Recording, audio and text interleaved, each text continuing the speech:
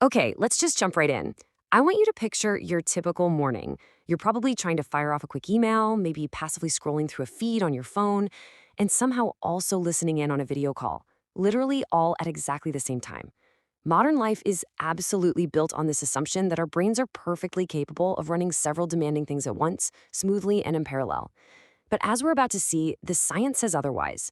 Today, we're going to completely dismantle a myth we literally all live by and focus on understanding this illusion so we can genuinely learn how to master single tasking in this explainer. But before we get into the hard data, I want you to just reflect on your own daily fatigue for a second. Have you ever gotten to the end of a packed, crazy busy day, feeling absolutely drained, only to realize you actually accomplished very little of what you originally set out to do? Well, that exhaustion, it isn't a failure of your work ethic, not at all. It's actually a symptom of an invisible cognitive tax you're paying every single day without even realizing it.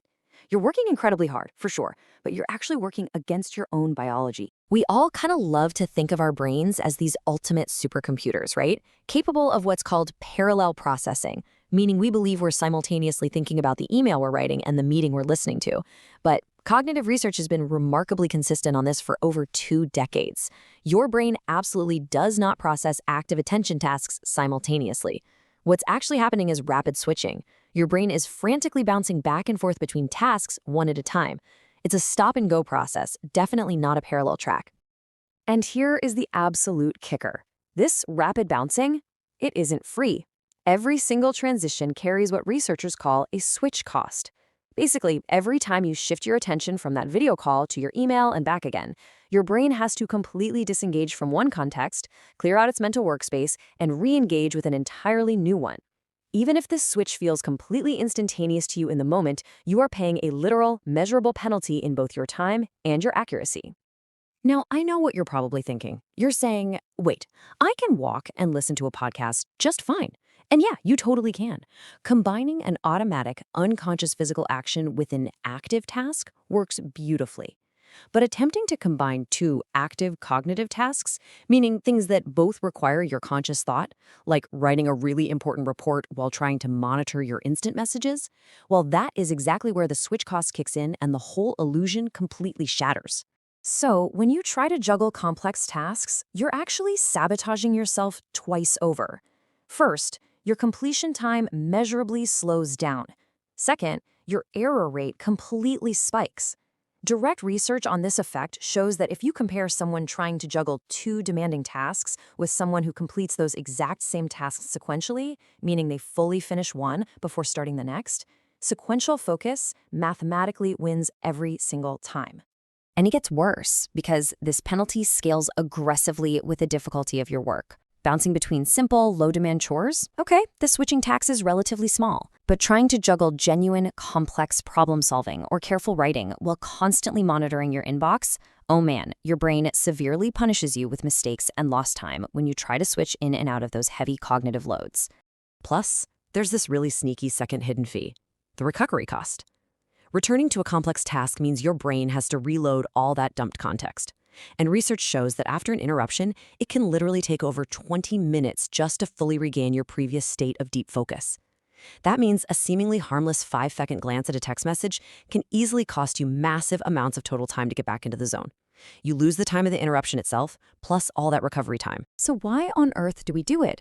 If the cognitive research proves this is so wildly inefficient, why do we keep switching?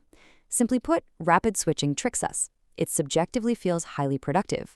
You're moving, you're busy, you feel incredibly engaged. But feeling productive and actually being productive are completely different things. The actual cost, that time lost to switching and the errors that require fixing later, is totally invisible in the moment. You only ever see the bill afterward. And this illusion is actually part of a much broader psychological pattern. It's the exact same subjective mismatch we experience in other parts of our lives. It's exactly like confidently thinking you got a fantastic night's sleep until your smartwatch abruptly humbles you with the actual data, or those traps we fall into with impulse financial spending. Our feelings in the moment are just simply terrible judges of our actual efficiency. So let me ask you, is all task switching equally bad for your brain? Let's interrupt this pattern of guilt for a second. Is there ever a mathematically or scientifically correct time to shift gears without paying a massive cognitive penalty? The answer is absolutely yes, and understanding this little nuance is the key to managing your entire day. The science doesn't demand that you never, ever switch tasks at all. What the research actually warns against is interleaving vastly different types of heavy cognitive demands. Switching between similar, related tasks tends to carry a much smaller cognitive penalty.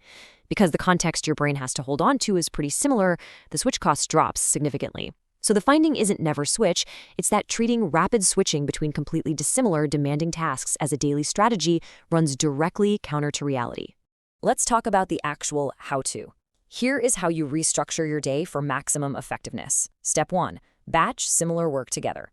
Group all your admin work and group your creative work. Step 2. Silence alerts during complex tasks. Don't just rely on willpower to resist checking mid-task. Actively engineer an environment that removes the temptation entirely.